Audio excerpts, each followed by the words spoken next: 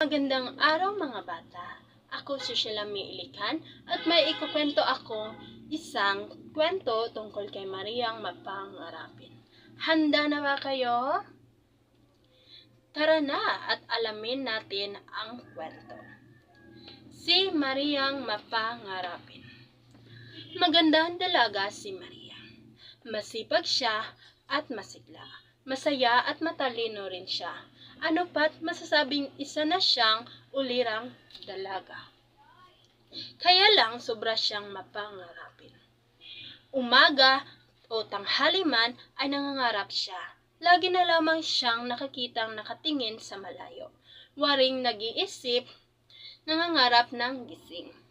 Dahil dito, nakilala siya sa tawag na Mariang Mapangarapin. Hindi naman nagalit si Maria. Bagkus pa ngang ikinatuwa pa yata niya ang bansag na ikinakabit sa pangalan niya. Minsan, niregaluhan siya ng isang binata ng 1 dosinang dumalagang manok. Tuwang-tuwa si Maria. Inalagaan niyang mabuti ang alang-alang bigay sa kanya ng isang manliligaw niya. Nagpagawa siya sa kanyang ama ng kulungan para sa mga manok niya. Higit sa karaniwang pag-aalaga ang ginawa ni Maria. Pinatukan niya at pinainom ang mga ito sa umaga, sa tanghali at sa hapon. Dinagdagan pa ito ng pagpapainom ng gamot at pataba. At pinangarap ni Maria ang pagdating ng araw na magkaroon siya ng mga inahing manok na magbibigay ng maraming itlog. Lumipas ang ilang buwan. Hanggang sa dumating ang araw ng itlog ang lahat ng inahing manok na alaga ni Maria. 12 itlog ang ibinibigay ng mga inahing manok araw-araw. At kinuwenta ni Maria ang bilang itlog na ibinigay ng 12 alagang manok sa loob ng 7 araw ng 1 linggo. Kitang-kita ang saya ni Maria sa kanyang pangarap.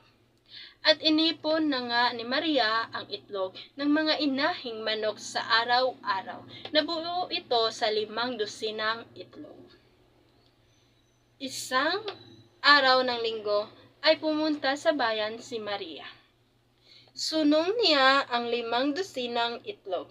Habang nasa daan ay nangarap ng gising si Maria. Ipagbibili niya lahat ang 5 dosinang itlog. Pagkatapos bibili siya ng magandang tela, ipapatahin niya ito ng magandang bestida. At saka lumakad siya ng pakindeng-kendeng. Lalong gandahan ni Maria ang paglakad ng pakendeng-kendeng. At boom! Nahulog ang 5 dosina itlog. Hindi nakapagsalita si Maria. Sa kabiglaan. Saka siya umiyak ng umiyak. Naguho ang kanyang pangarap kasabay ng pagbagsak ng 5 dosinang na kanyang sunong-sunong. Yan ang ating kwento tungkol kay Mariang Mapangarapin. Mga bata, ano ang aral na tutunan natin sa halimbawa ng maikling kwento tungkol sa pangarap?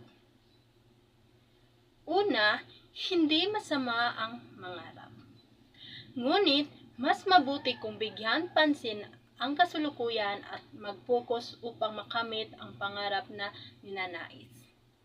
Pangalawa, huwag magbibigay ng sisiw hanggat hindi pa nagpipisa ang itlog.